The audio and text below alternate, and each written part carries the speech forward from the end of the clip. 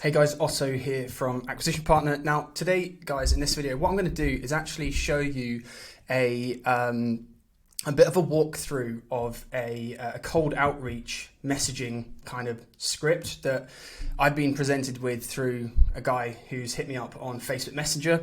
And the reason that I want to do this is that there's a lot that could be learnt from how this guy has approached me and how he's communicated to me and why I would never consider working with him or working with the business that he's trying to pitch and sell for. Okay, and the reason that I'm doing this is not to harp on at the guy. I don't want to, show any sort of negativity towards him, but by the sense of it, I know that he's a young person. A lot of you guys out there are starting a business. Maybe you don't know quite the right way to communicate with other businesses and potential clients that you want to work with. Okay, so what I'm going to do here is actually show you the chat that this guy went through, and what this is going to basically reveal is this individual or this business's script and their kind of appointment setting workflow. So that might be useful for you. Chances are, if you are on Facebook and you have an agency and you're making money, you're going to be getting absolutely blasted through people doing the same thing as well. Okay. So without further ado, I'm going to move my mug over to this side of the page. All right, and what I'm going to do here is just click, first of all, so we can listen to his video. All right, so listen up. I see you also got an agency, so Go back to the beginning, okay? Hey there, Otto. I hope you're having a great day. Listen, I see you also got an agency, so I've got a quick question for you. Are you open to new ways of getting digital marketing clients? The only reason I'm asking is because I think I've got a great opportunity for you that can help you land many more clients, but I don't want to pitch it to you without your permission, so I'm not going to. However, if you are interested, then drop me a thumbs up and I'll tell you all about it. Thanks. Hey there, Otto.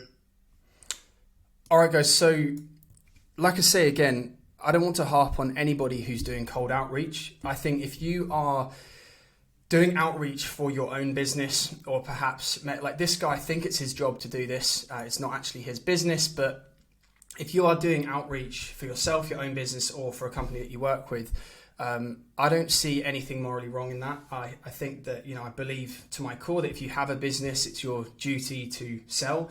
Otherwise you would be running a charity or a non-profit, and even then you have to sell. But that being said, okay, there's a way of doing things and communicating and influencing people and selling that's right, and there's a way that's also wrong. Okay, so what I'm going to do here is just pick through this flow, and like I say, this is going to be useful for you if you're doing the same thing. If you're looking at ways to kind of, I guess, not aggravate your prospects and actually build trust and authenticity properly. Then I'm going to help you do that through live coaching through this chat here. Okay, so in the video, what we heard was this guy basically using a little bit of personalization at the start. Okay, so use my first name, which is obviously good. It's going to pique my attention straight away. It's a lot better than just going in and saying like, "Hey, are you a business and I can help you," kind of thing. All right, so the first step is all good. It's fine. Okay. The second thing here is that as the guy carried on talking, it was pretty clear that although he had my first name, he actually didn't have any understanding of the business that I run. Okay, so when he's talking about, do you want to get digital marketing clients? I actually don't know anybody who runs an agency or a Facebook ads agency or an email, Klaviyo agency, whatever it might be, that refers to getting clients in that way. Okay, so when we had our email agency, we wouldn't be doing outreach to people saying, we can help you with your digital marketing. You're a digital marketing client of us. The verbiage of that is way too generic, and from a human point of view, like a human psychology point of view, it's incredibly off-putting. Okay, so as we go deeper into this guy's message, it kind of becomes more clear that he doesn't understand the business, and that at the end of the day, we're no strangers to the fact that in order to close clients, there has to be a certain level of volume. But this is why it's making it incredibly difficult, and it's why it's making the market seemingly so saturated, is because there's thousands of people like this who are putting across the same messaging. All right, and just the last part of the video here, and again, this is something I'm being absolutely hammered with, and I've talked about it in previous videos, but he's asking for a micro commitment. Okay, so what he's looking for is he's trying to build authenticity, he's trying to front load trust, he's trying to frame himself in the conversation so that I don't think he's selling, and I come back to him with some sort of reply, okay? And that's what the goal is for cold outreach. It's engagement. It's not the sale, okay? So a lot of you guys will be doing cold outreach, putting forward your offer, case studies. You could go for this package or this package. You're trying to sell in the first email or the second or the third follow-up, whatever it might be. But actually, people who are good at outreach and know what they're doing or have a strategy know that the real North Star metric is actually engagement, whether that's positive, whether that's negative, whether that's neutral. The worst kind of response you can get from your cold outreach is no response. Okay, so just remember that. So what this guy does at the end, he says, I've got something I want to send over to you. Is it okay? Just let me know if it's okay. All right. So getting a micro commitment is a sales technique, but you have to partner that with a certain level of authenticity and rapport building as well. Okay, so I don't know this guy. He's not really understood my business. Yes, he's got my first name. There's tools out there now with AI that you can actually customize first names across video as well. So chances are he's done that. Recorded 1,000 videos. He's recorded one video and been able to send that out to 1,000 prospects using a platform to customize the first name there. So asking for a micro commitment isn't inherently wrong, but it is wrong if you haven't front-loaded trust, built any sort of rapport with the prospect, okay?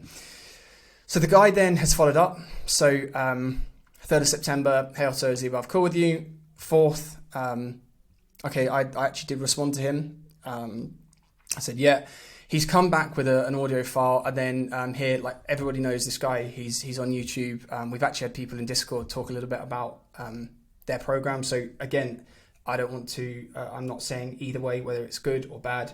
You make your own decision with these things, but it's just interesting, this workflow that's come through here. Okay, so then the next few things kind of started to not aggravate me, because literally, it's impossible for me to get aggravated by a message on the internet. It's not something that really bothers me. But I think the follow-ups here with the GIFs, maybe this works for 15-year-olds. Maybe it works if you're selling a low ticket, product or whatever it might be. And again, maybe it works for these guys. But for me, personal taste wise, I don't know, it didn't really pique my engagement. And it kind of did even more to turn me off. Okay. And I think a little bit about that was that, like, I'm older in the game. I've had a business for almost 6 years now offline. And, I'm used to the different ways that people communicate. Okay, so I can pick up on people's tones, and I just think from like GIFs like this, I just think, just jog on. Really, it doesn't really pique my interest or engagement. Okay, the guy's trying, and again, like I say, follow up. He's doing a good job here in following up. Okay, but this is where things kind of take a turn. All right, so I'm being hammered by memes here. Okay, I'm not responding, and he's not really made any effort to diversify his follow-up. So he's not even sent another video. He's not called me. This is all one channel as well, so I've only received messages on Facebook from this guy. I haven't had emails, haven't had anything. Okay, so he's not spreading his outreach strategy omni-channel. He's not going across channels, which is what we obviously help you guys build in the acquisition partner program. All right. So when it comes to the point here where I think, actually, do you know what? I'm going to see, what this guy's about. Okay. So I go back to him. I say, message me on Discord, and I give him the Discord server. He comes back immediately saying, I don't use Discord, bro. Okay. My thoughts are, okay, so is it my responsibility to fit in with you, or do you believe in what you're selling enough to go on Discord and just send me a message? At this stage, yes, I've sent him a brief, I've engaged with his message. I've not answered to his follow-ups, but there's been a few days that have passed, and I've said, yeah, message me on Discord, thumbs up. Okay, so it's a positive reply. I don't use Discord. And at this point I thought, come on, man, like, you're a young guy. What would it have taken to open up your old Discord account or create a free Discord account, join the server, and just DM me? Okay, it shows to me that you are, you're willing and able to actually work for the sale, which is a direct reflection of, the quality of the product or service you're putting forward. Okay, it would be a bit like going into a shoe store and trying on one pair that's the wrong size, and then saying to the attendant, do you mind going back to the warehouse or the stock room to find me size 9? And they say, oh, well, no, you've got size 8 on your feet, so just tell me what you think about them. All right, you get turned off. You see what I'm saying? Okay, so I go back to him, I say, come on, man, that's enough to stop you trying to sell me. And this is where it gets, interesting, right?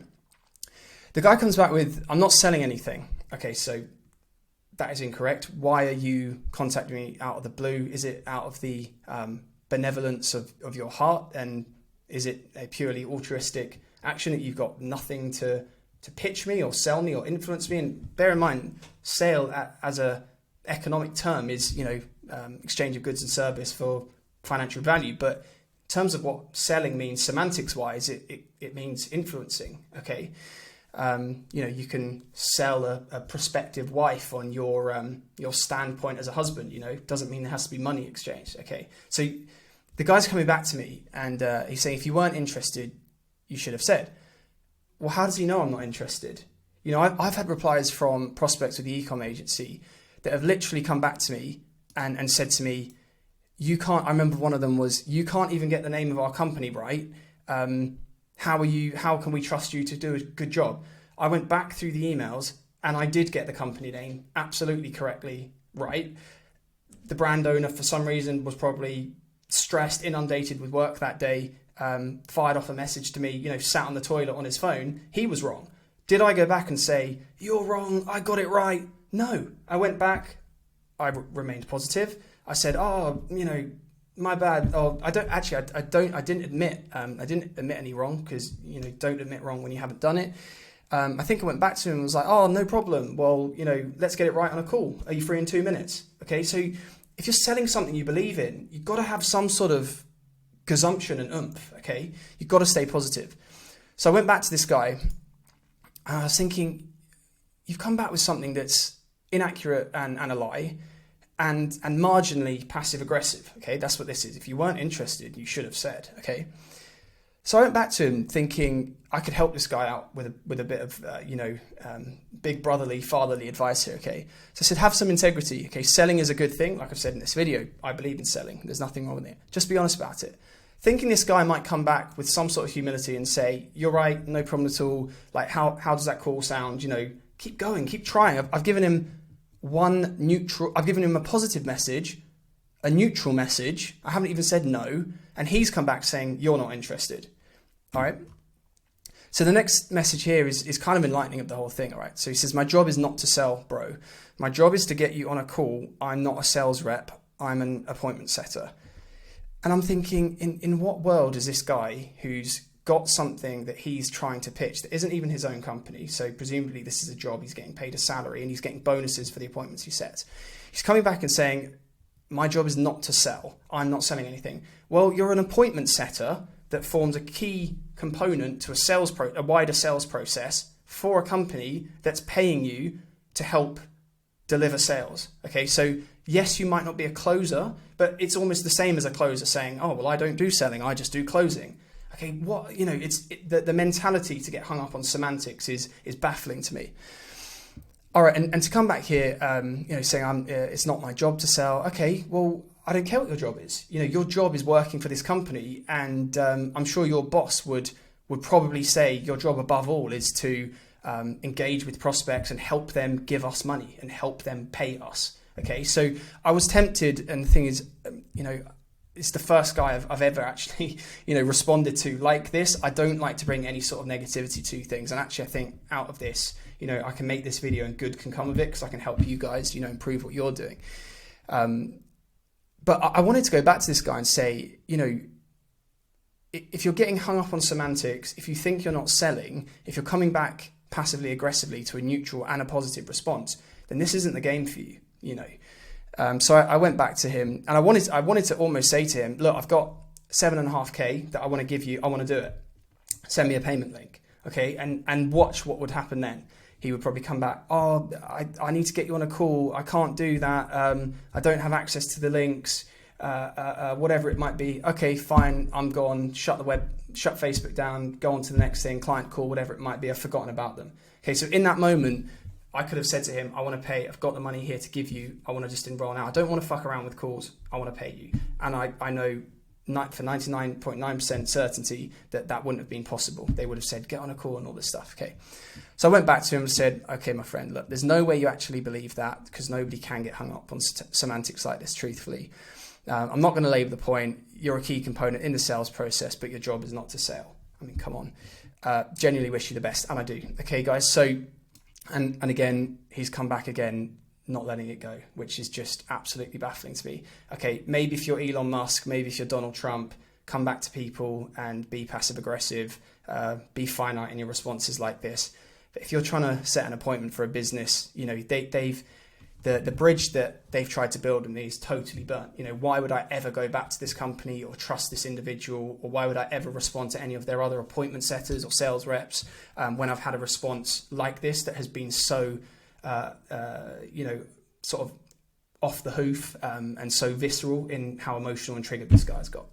All right, guys, so looping this back, this has been a bit of a long video, but if you stayed around to the end of this, you know, you're going to see why this has been worth it. Okay, so just the key things to summarize here. All right, so you need to realize that with selling anything, it's your job to come to an agreement, and you need to always keep it in mind that you can come to an agreement with a positive demeanor and with the outlook that you can always find a solution with the client. Okay, another thing that this comes down to is your non-verbal stuff as well. Okay, so smile, you know, be as positive, reflect abundance and positivity as much as you can to the prospective buyer. Okay, they don't want you to come back and say, I can't, no, I won't do that, let's get on a call. Say yes. Okay, work for them. You are working for your prospect. Okay, not least whilst the sale is not even closed yet. Okay, agree with them. All right, so if this guy had come back to me and said, do you know what, yeah, you are right, even if he was, you know, overcame his laziness and didn't jump on Discord, even if he came back and said, oh, sorry, mate, I actually, I'm not on Discord, but I would absolutely love to speak. Here's a quick Loom that I recorded for you. Here's a call link, whatever it might be, you know, come back and be positive. All right. Don't come back with something arsey and emotional, even if you're feeling that way. Okay. He doesn't know that I'm not interested. All right. And that's pretty much it, guys. Okay, so if you're selling, it's a long video, but like I say, hopefully it's been enjoyable. If you're selling anything to anybody, stay positive. If you're selling for them, whether it's in a job or your business, you know, your job is not to get your prospect to believe you. Your job is to get your prospect to believe that you believe you. Okay, and the way that you believe yourself is by understanding your product, believing in it, and having a service or product that actually adds value and solves a specific problem. Okay, so a lot of this stuff we do one-on-one in our coaching through the Acquisition Partner Program. We don't have any hard sales. I think this is probably one of the first videos that I've actually mentioned that at the end of the video. But if you've got this far, go to acquisitionpartner.io, book a call with us to see if you're eligible for the program, and hopefully we will see you on the inside. All right, cheers guys, catch you in the next one.